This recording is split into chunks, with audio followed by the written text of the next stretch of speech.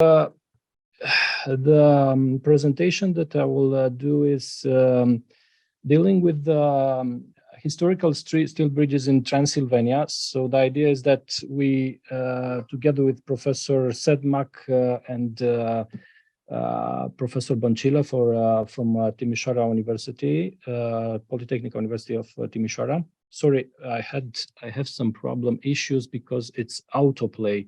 Do you know how it managed to just a combination of keyboard? It's autoplay. Do you see right now something?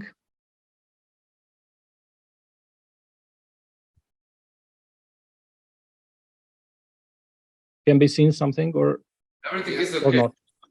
It's okay because I do have I haven't checked and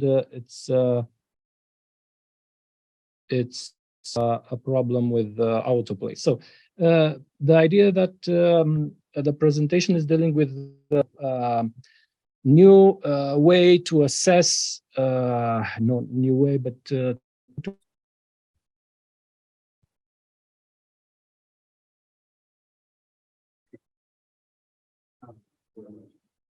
okay. Now we have the problem.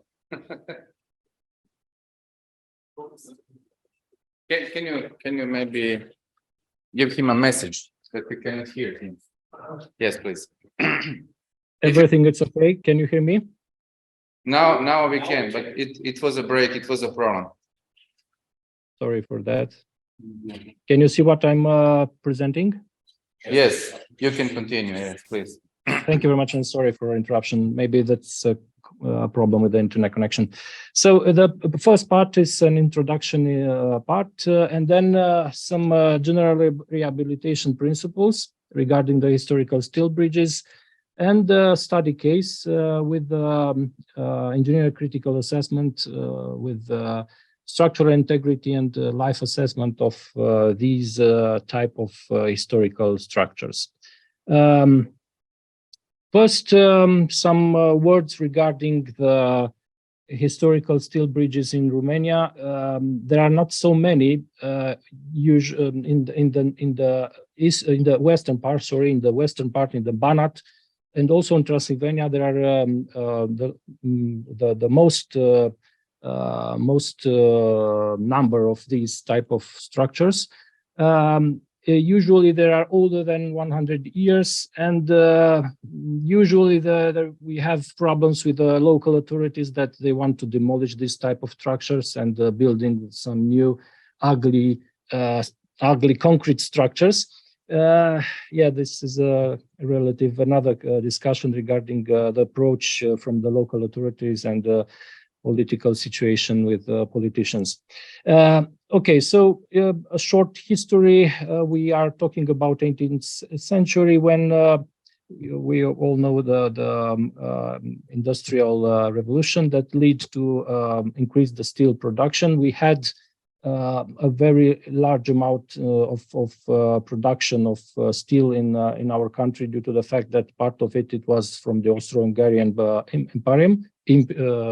Emperor, and we managed to produce around in 1895 around 2,700 tons, and in the beginning of 1900 we reached to 3,000, around 4,000 tons of steel bridges that were produced.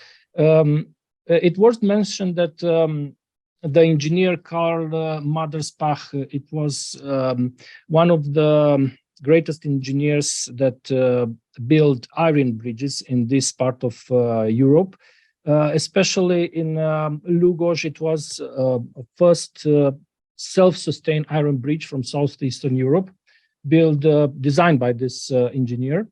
The bridge it was self-sustained by some tension rods because, of course, made of iron. It was a problem with the tension, only the compression and the tension. It was not such good, and the fatigue. And it was eventually in the end. It was after 70 years of operation. It was replaced by a new one. So in the 19th century, the beginning, it was replaced by, as one can see in the right corner of this slide. Another, let's say, a very good example of preserving and the need for preserving are bridges that are built in the beginning of 20th century with new styles like Art Nouveau or Secession Jugendstil. We do have such bridges in the western part of our country and also some in Transylvania region. Here in this slide, we can see some examples of already rehabilitated bridges, bridges that were built in the beginning of 20th century, at the end of the 19th century. I wish to say a few words about Săvârșeni 5 number 5 from this table. This bridge was rehabilitated in 2007. It was a very, very interesting project done by Professor Băncilă and Professor Radu from Political University of Timișoara.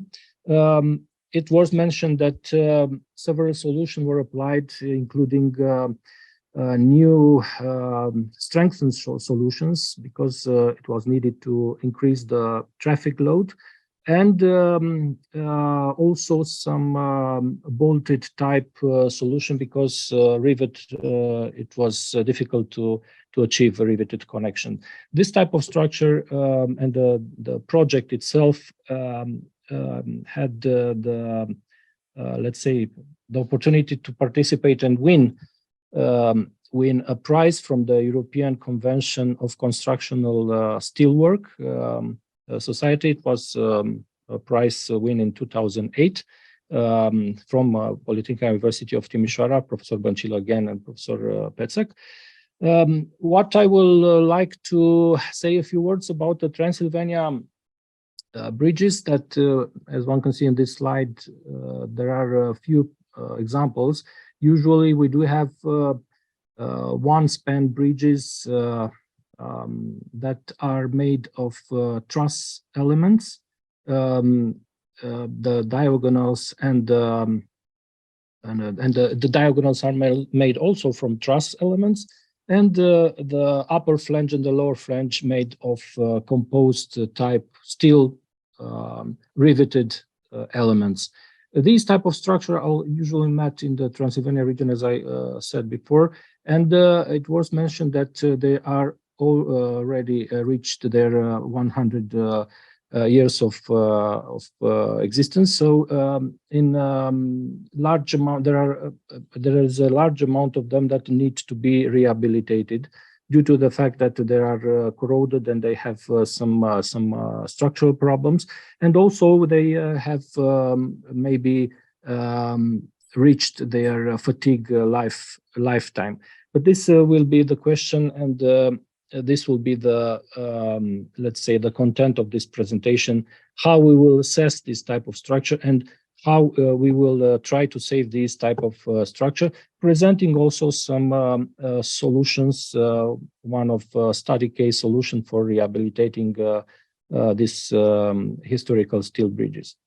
As a general principle for rehabilitation, usually designers, according also with the architects, because there is a need for the architects maybe to try to put this type of structure into the urban tissue, like presenting not only like an element for transport, but also for to reveal the historical fact of this type of structures. So it is very important to present non-aggressive changes in this solution for rehabilitating, and also of course, we need to manage to check for the fatigue, considering the new requirements, Eurocode type requirements like the conveyor that needs to pass to the loads. Sorry, the loads that we'll need to take into account for this type of structure, and the traffic, of course, for the future structure. As a methodology for the checking for this type of structure, present here two types of approaches. One of the qualitative methodology. Usually this is the methodology that is very common for the local authorities to use. If the structure is ranged in a category, and also if it's a monument, it will be a local administrative decision if it is needed to be demolished or it needed to be rehabilitated. But it's also a quantitative solution that needs some, let's say, phases to assess this type of structure and to see how it is the fatigue behavior for this type of structures, and of course a new solution for rehabilitation and consolidations. As a general checking for the fatigue from the standards, let's say, Eurocode propose four levels. The first one is general checking, and then the next level it's a Palmgren-Langer minor solution with checking for the damaging of the existing structure.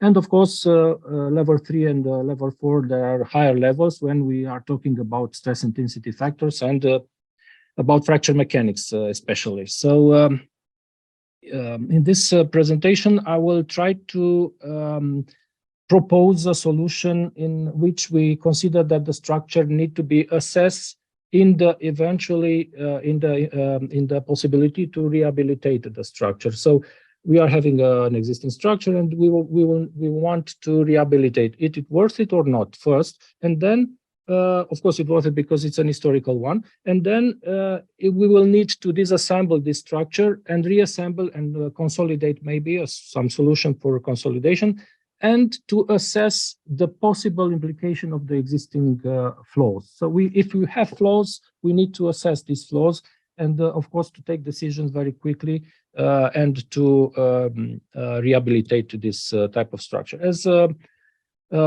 general thinking of this, let's say, algorithm is an approach like a fracture mechanic approach, not as a civil engineering approach, because this type of approaches need to be interdisciplinary. So we need to have an approach like a fracture mechanics, but applied in civil engineering. We need to have a defect from the start, not from at the end, because usually in the civil engineering we have a defect when we inspect the structure, and when we see a problem we want to act and to consolidate, rehabilitate, or so on. But maybe to try to a different solution to see what are the implications of the existing defects in the existing structure.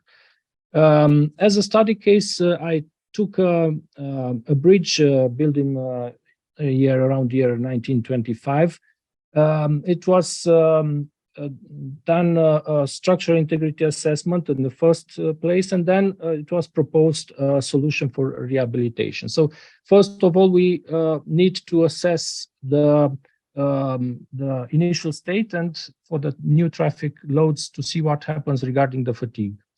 First, structural analysis of the existing bridge, and together with the proposed solution for rehabilitation.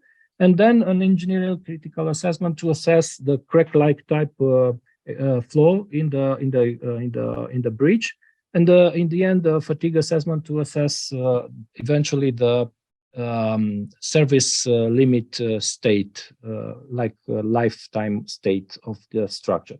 A few things regarding the existing structure. We are dealing with 27, around 30 meters wide, span bridge, and usually the elements are made of compound steel plates together with angles. That was the solution at that time. All are joined together with elements like rivets. Some views from the structural analysis. It was done with Scia and Nemeček. Some elements regarding the structure for the plate of the bridge. So we have also some bracings, horizontal bracings, and transversal beams, longitudinal beams also made of compound section riveted type. Fuse with the existing bridge, we can see that it's not in such a very good shape, but it's working. So the bridge is under service. Some problems regarding, of course, the water that due to the water, some corrosion appears, a lot of corrosion. But of course, it was the need and let's say the ambition of the collective of professor together with Professor Băncilă to the ambition to propose a solution to see if this bridge, and to see that this bridge can be consolidated. So here some structural values from the design. I will pass very fast some values from the diagonals. And the solution for rehabilitation, it was considered an longitudinal new structure, a main beam, a box girder made of 600 per 1,800 millimeters box girder from steel type S355, so it's a constructional steel. And some IPE profiles on each side, which will link this new and existing structure together. Of course, using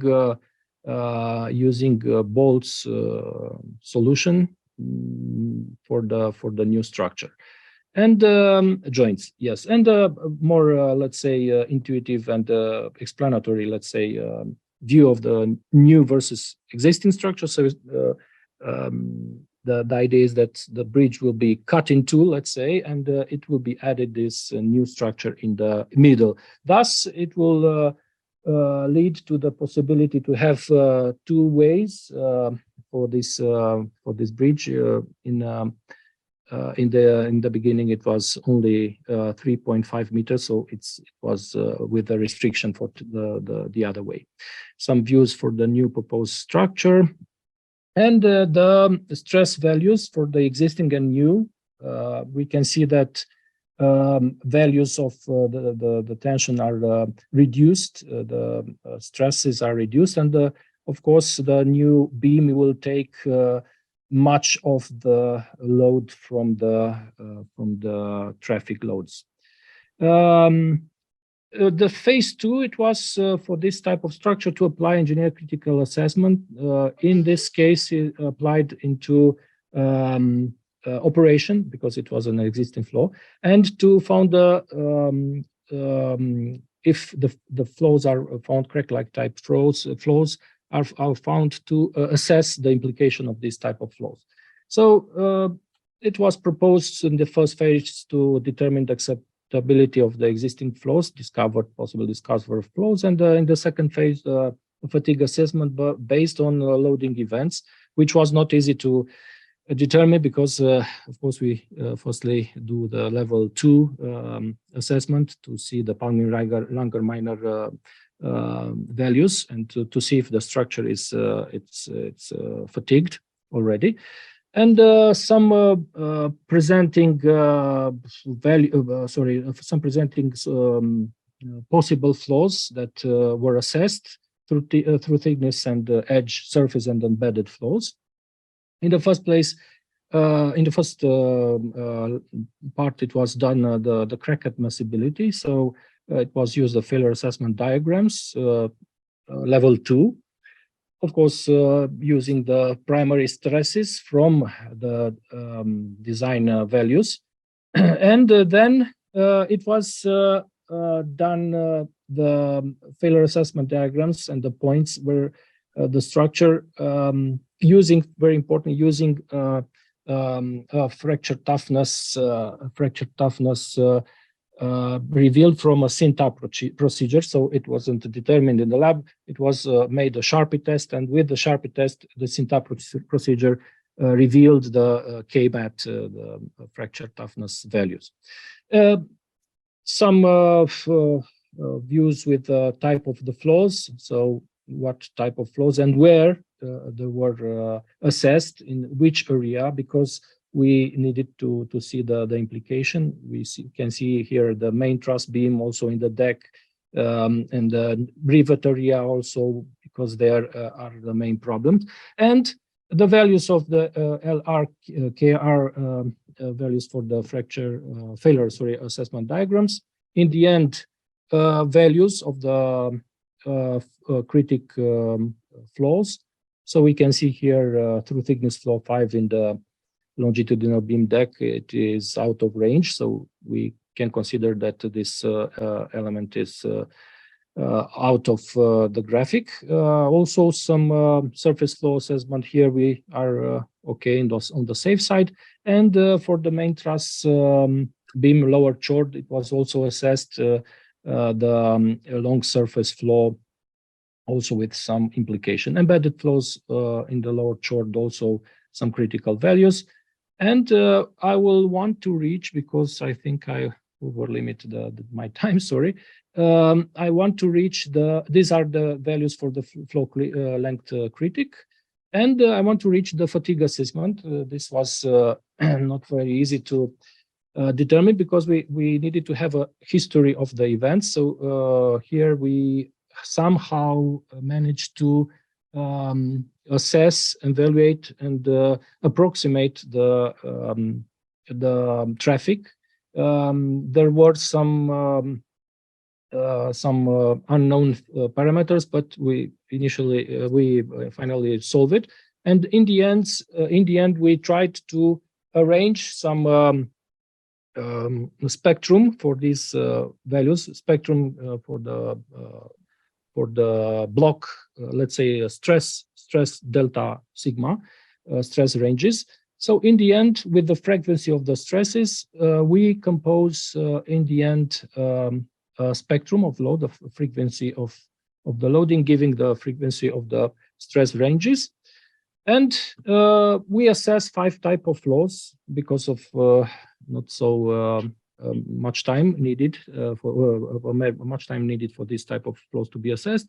In the end, it was done a comparison regarding this type of flows, and we reached somehow to the conclusion the number of years and the flow dimension, in what number of years the flow dimension will reach from the initial crack to the crack that is critical. So we can see here the edge flow for the flat plate. It will reach in 10 years, yes, critical for 2.25, let's say.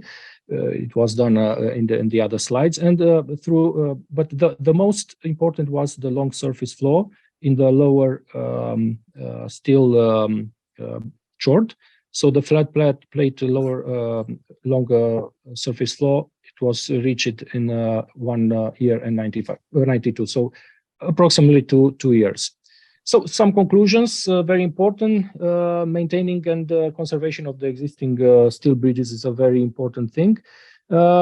We propose here maybe not so very easy, but we have the procedure to make an engineering critical assessment for these type of bridges, considering also that there are more or less the same type of structure, so only elements are different regarding the assessment. And with this type of assessment, we can assess a large number of this type of structures. This was my presentation, and of course, thank you for your attention.